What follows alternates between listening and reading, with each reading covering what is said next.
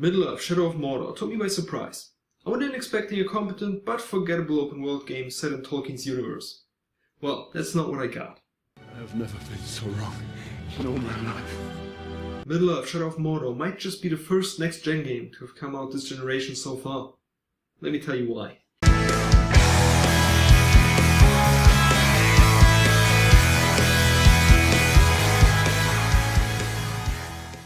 Shadow of Mordor, like the name suggests, takes place in Mordor, the domain of Sauron, the big baddie of the Lord of the Rings franchise. It is set between the Lord of the Rings and the Hobbit movies. You take on the role of Talion, a ranger of Gondor, tasked with protecting the realms of men from the evils of Mordor. In a very well made intro sequence, you get introduced to your character, his role in life, as well as his family, just in time for the game's antagonists to show up and kill you and your family. The end.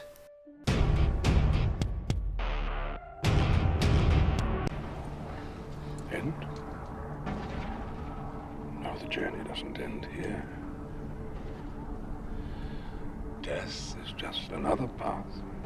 Well, this would be the shortest game in the world if it wasn't for the fact that before your death, the ghost of Christmas past visited your body.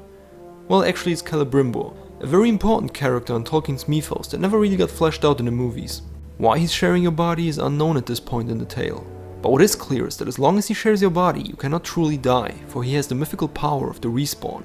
Now it's up to you to take revenge against your killers by climbing, stabbing and fighting your way through 2 small-scale open-world areas.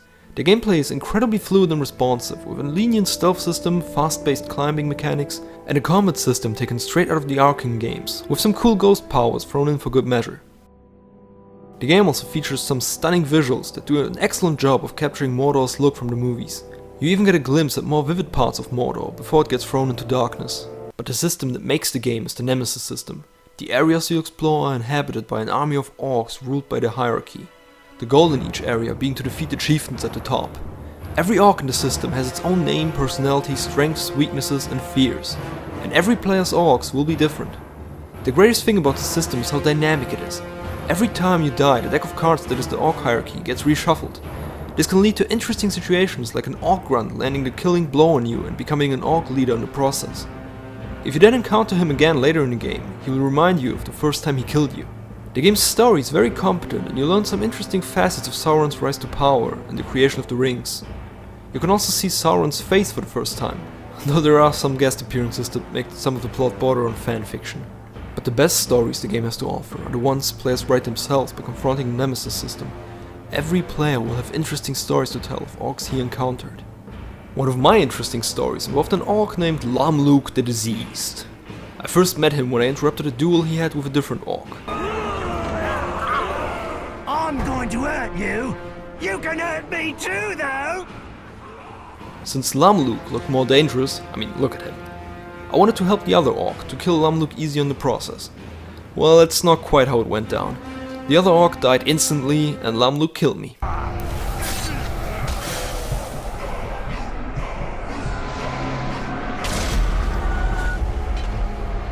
You are done and dead, you streak of dung! With rage-filled determination, I gathered intel on Lamluk, found out that he is invulnerable to melee, ranged and stealth attacks. Well shit. Still, I couldn't let it slide, so I tried to kill him again and again, which only made him more and more powerful every time he killed me. And since he taunted me every time, I just could not let it go. You make a mockery of those of us who suffer life! Stay dead when I kill you!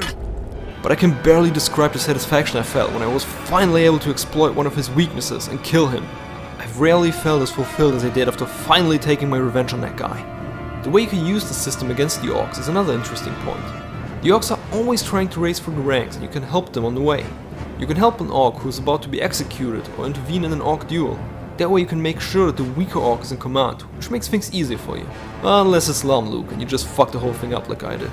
In the second part of the game you gain the ability to dominate orcs' minds, which makes them your allies. You can even dominate the orc leaders, which further improves your strategic abilities.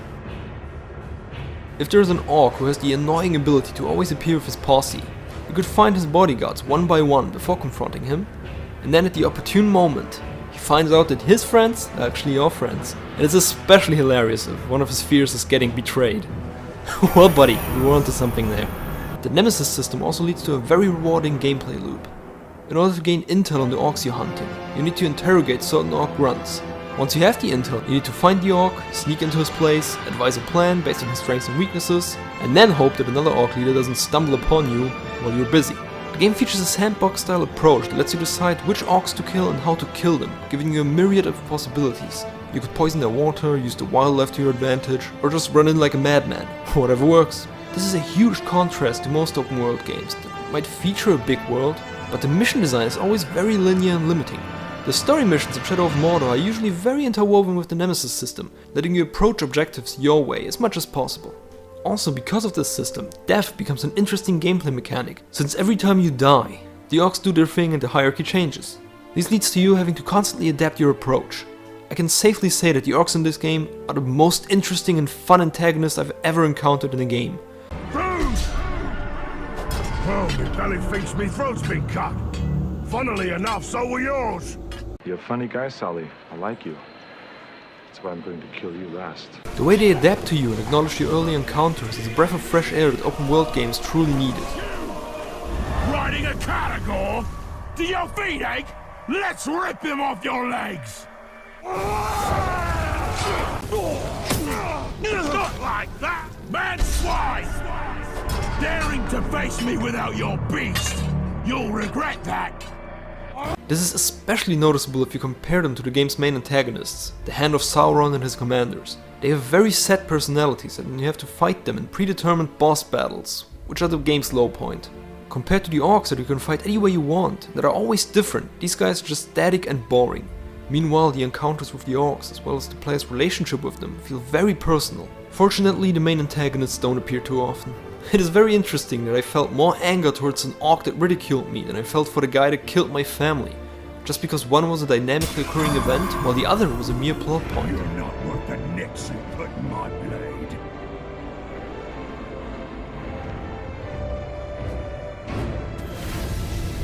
The game also includes some RPG elements. You can earn XP to gain new abilities that make you better at stealth, combat or ranged battle.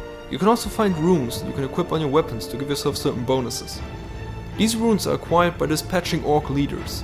The more powerful the leader, the higher the chance to get one of the rare and powerful runes. While the RPG elements are greatly appreciated and make you feel a steady progression throughout the game, there is one catch. At some point, especially if you do all the side activities, you will become incredibly powerful, which is great and all, but it also goes against one of the game's biggest strengths, that dying matters. But at some point you are so powerful that you probably won't die anymore, which takes a lot of the randomness out of the game that makes it so interesting in the first half, when every encounter could blow up in your face and completely change your next approach in the process. Especially in the beginning, you will probably die often since you have very little health, and the only way to heal yourself is to find certain herbs in the environment. So in combat healing is not possible, but that also means that the first rune you find that heals you for each kill is a huge deal. This is in no means a deal breaker, it just means that the first part of the game is more engaging than the second half, when you are very overpowered, so maybe leave some of the side activities for after you're done with the main game. So let's come to the conclusion, shall we? I'm sorry I doubted you. No, I would have doubted me too. Why is Shadow of Mordor the first truly next-gen game of this generation? Because it dares to take chances on a novel and unproven system that could steer the open world genre into a new and exciting age. An age of personality and dynamic systems instead of sheer scope and linear mission design. And I couldn't be more excited. It is a game that breaks many conventions. It shows that open world games don't need a huge open world filled with fluff if it has a smaller, much more dynamic world full of vibrant systems. It also shows that the best stories in games aren't told by developers, but by the players, if they are given enough freedom in the game. And that is why Shadow of Mordor is the first next-gen game of this generation.